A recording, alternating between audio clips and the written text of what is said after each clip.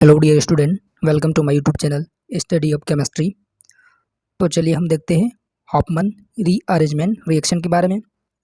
जैसा कि आप यहाँ से देख सकते हो, यहाँ पर आपको दिया हुआ है primary amides in presence of bromine NaOH।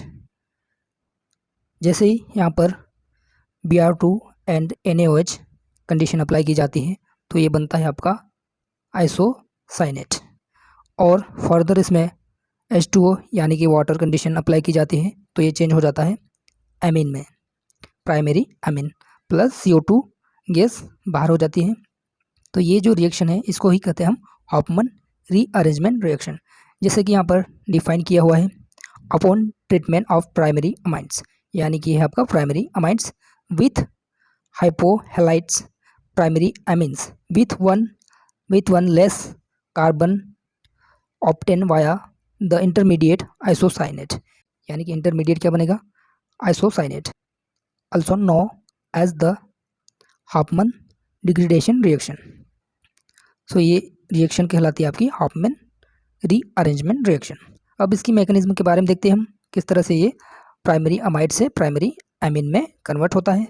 सो यहाँ पर बात करते हैं हम मैकेनिज्म के बारे में। तो ये रही इसकी मैकेनिज्म, ये है आपका प्राइमरी अमाइड।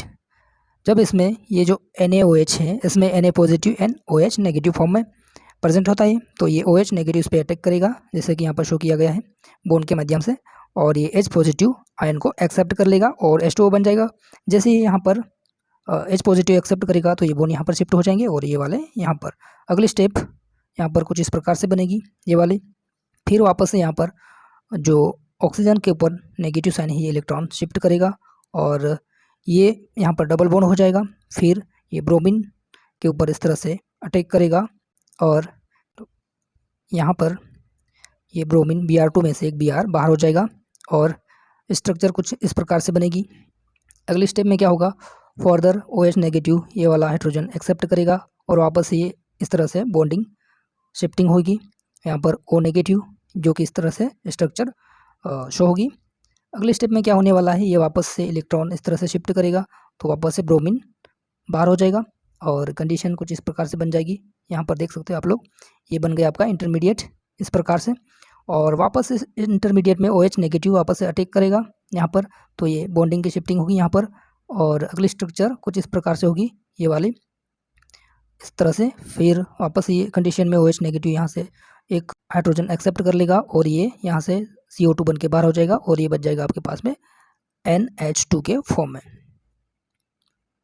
ये है आपका NH2 के फॉर्म में, तो ये बन जाएगा आपका प्राइमरी एमीन और CO2 गैस बाहर हो जाएगी। इस प्रकार से आपकी ये रिएक्शन कहलाएगी Hoffmann rearrangement reaction.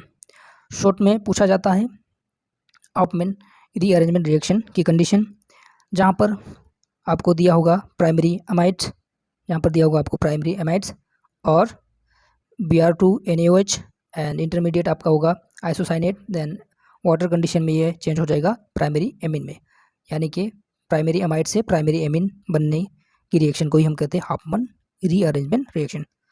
So friends, ये था हॉफमैन रीअरेंजमेंट रिएक्शन के बारे में। आई होप आपको ये रिएक्शन समझ में आई होगी एंड थैंक्स फॉर वॉचिंग।